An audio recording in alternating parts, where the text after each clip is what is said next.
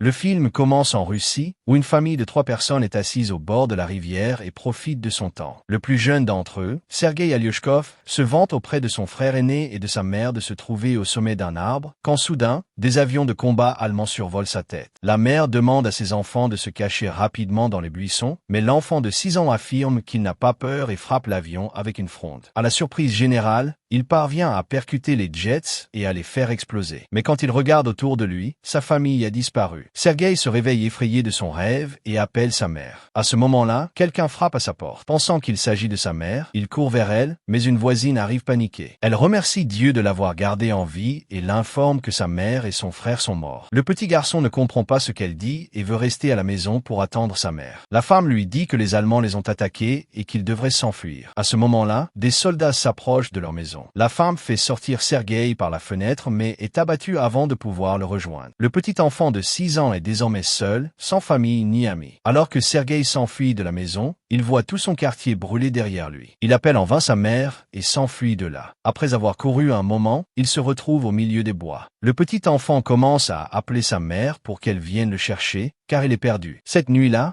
il reste dans la jungle. Le lendemain matin, on le voit boire l'eau d'une rivière lorsque les soldats ennemis s'approchent de lui. Sergueï, sachant qu'ils sont dangereux, se cache rapidement dans les racines d'un arbre. Il est surpris lorsqu'un serpent s'approche, mais ne prononce pas un mot et ne s'enfuit pas. Sergueï a plus peur des soldats que du serpent. Les soldats mangent au bord de la rivière et s'en vont, après quoi Sergueï prend leur reste de nourriture et les dévore pour la nuit. Cependant, à la fin de la journée, le petit garçon est épuisé. Il n'a pas pris un bon repas depuis 2 jours et marche sans destination. Il tombe en boitant mais n'arrête pas de marcher. En chemin, il aperçoit des baies sauvages et les dévore. Mais juste à ce moment-là, une explosion se produit derrière lui, le prenant par surprise. Le garçon a le vertige et commence à avoir des hallucinations si quelqu'un arrive derrière lui. Cependant, même dans de telles conditions, il reste courageux et dit à la personne qu'il a un fusil et qu'il n'a pas peur. Il boite en avant mais perd connaissance au bout d'un moment. Alors qu'il dort, 2 soldats s'approchent de lui. La scène passe à la base militaire russe où le commandant Kuznetsov attend ses patrouilleurs. Ils arrivent avec le petit enfant blessé et faible. Lorsque les soldats prétendent être de son côté, le petit garçon s'ouvre et se présente. Les soldats rient lorsque l'enfant serre la main du commandant, lui suggérant de se présenter également. Les soldats se sentent affectueux avec le petit enfant et l'entourent. Ils lui font boire de l'eau et le nourrissent. Même le commandant, par ailleurs froid, prend soin de l'enfant. Une infirmière nommée Katia pense les blessures de Sergueï et est également charmée par sa personnalité. L'enfant lui demande de dessiner un tank sur ses blessures, car il veut devenir soldat quand il sera grand. Même les soldats blessés parlent à l'enfant et se sentent plus légers. Sergueï est fasciné par l'arme du commandant et son lot. Le commandant répond lui aussi à toutes les questions du petit garçon et le laisse jouer avec son pistolet d'honneur après avoir retiré les balles. Sergueï lui montre le char dessiné sur son ventre et se vante d'être lui-même soldat. Le garçon guérit très rapidement. L'infirmière Katia demande au commandant de laisser le garçon rester avec le bataillon,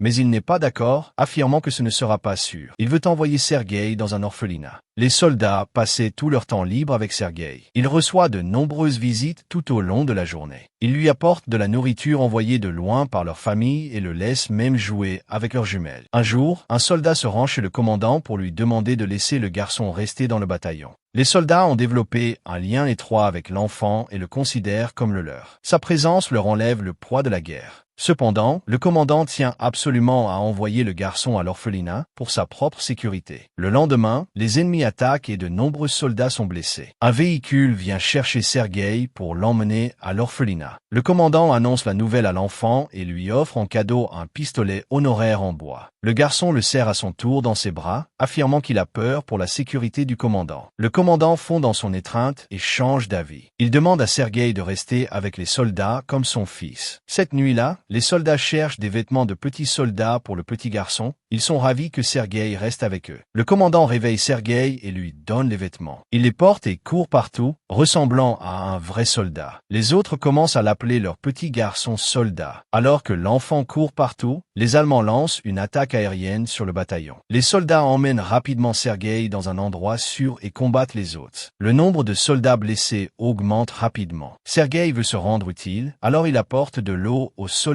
assoiffés. L'un d'eux lui demande de lire une lettre envoyée par sa famille famille car il a les yeux bandés. Le petit garçon veut aider, mais ne sait pas lire. Il prend la lettre et commence à inventer les choses qui y sont écrites, affirmant que la vache du soldat est en sécurité chez elle. Quand le soldat dit qu'il n'a pas de vache, les autres lui disent de suivre l'histoire et de rire. Il lit les lettres de tous les autres de la même manière et leur remonte le moral. Dans la scène suivante, on voit Katia et le commandant parler. Les deux semblent attirés l'un par l'autre, mais n'avouent pas leurs sentiments. Plus tard, Sergueï dit au commandant qu'il occupe le poste d'ordonnateur dans le bataillon et commence à se présenter comme tel. Cependant, le garçon voit alors l'un des postes du soldat détruit par l'attaque. Le commandant lui apprend à retirer son chapeau pour rendre hommage au soldat mort. Le lendemain, il insiste pour que le commandant lui confie une mission et se voit confier la tâche de distribuer les lettres aux soldats. Il accomplit sa tâche efficacement et fait même danser les soldats pour lui. Le lendemain, Sergueï s'éloigne un peu de la base avec ses jumelles. Alors qu'il joue avec, il voit la jambe de quelqu'un bouger depuis une botte de foin. Il se précipite vers le bataillon et raconte ses découvertes aux soldats. Les soldats sont sceptiques, mais ils partent quand même avec le garçon. Lorsqu'ils arrivent près de la botte de foin, ils sont alertés et voient deux espions allemands se cacher en dessous. Les espions sont arrêtés et l'enfant est félicité pour son intelligence. Cette nuit-là, le commandant montre à Sergueï les papiers légaux pour son adoption. Il est désormais officiellement le père de l'enfant. Sergueï connaît les sentiments du commandant pour Katia, alors, pour lui rendre sa gentillesse, il l'emmène lui avouer. Mais les deux la voient parler à un autre homme et supposent à tort qu'elle s'intéresse à quelqu'un d'autre. La base est à nouveau attaquée par les Allemands. Cette fois, Sergueï aide les soldats de toutes ses forces en fournissant des munitions aux soldats en première ligne. Mais les soldats sur place lui ordonnent de retourner au hangar car c'est trop dangereux dehors. Lorsqu'il arrive au hangar, il voit le commandant et d'autres personnes paniquées car la connexion téléphonique avec le colonel est perdue. Un soldat est envoyé pour réparer les fils cassés. Sergueï suit le soldat et constate qu'il a été mortellement blessé. Il demande au soldat mourant comment il peut réparer les fils et le fait lui-même. La connexion revient et d'autres troupes sont appelées. L'enfant de 6 ans sauve la vie de tout le monde. Plus tard, nous voyons le commandant et Katia discuter au bord de la rivière. Le commandant lui avoue enfin son amour et lui demande d'être la mère de Sergueï. Katia est aux anges, mais avant qu'elle puisse dire quoi que ce soit, un soldat s'approche d'eux et remet une lettre au commandant, disant qu'ils ont été envoyés de la base. Le lendemain, tous les soldats partent vers leur nouvelle base avec Sergueï. Mais sur leur chemin, ils tombent sur un champ de mines qui fait exploser certains de leurs véhicules. Le commandant est blessé tandis que l'infirmier du groupe, dont Sergueï était proche, meurt dans l'explosion. Il pleure et embrasse le commandant. Ils transportent les blessés avec eux et poursuivent leur voyage vers leur nouvelle base. Lorsqu'ils atteignent enfin l'autre base, ils rencontrent le chef du commandant, le général. Lui aussi est impressionné par l'ambition de l'enfant et félicite le commandant d'avoir un enfant aussi intelligent. Le lendemain, leur division reçoit une bannière de garde, tout comme le garçon. Il promet de sauver son pays lorsque le général lui remettra son lot. Une nuit, leur base est attaquée brutalement et le commandant se retrouve coincé sous les ruines. Sergueï pleure son père et essaie de le sauver. Il appelle les autres soldats qui finissent par faire sortir le commandant. Le lendemain, Sergueï s'approche d'un commandant blessé. Ses mains ont été blessé alors qu'il tentait de sauver le commandant. Le gamin fait désormais partie intégrante de l'équipe. Il n'a pas de famille à leur côté et se déplace partout où ils vont pendant la guerre. Le film se termine alors que le régiment se déplace vers une autre base. Une voix en arrière-plan raconte qu'il a même participé à la bataille de Stalingrad et qu'il a atteint la Pologne avec les soldats. Il est actuellement connu comme le plus jeune soldat du monde et l'histoire légendaire de sa bravoure est désormais diffusée dans le monde entier.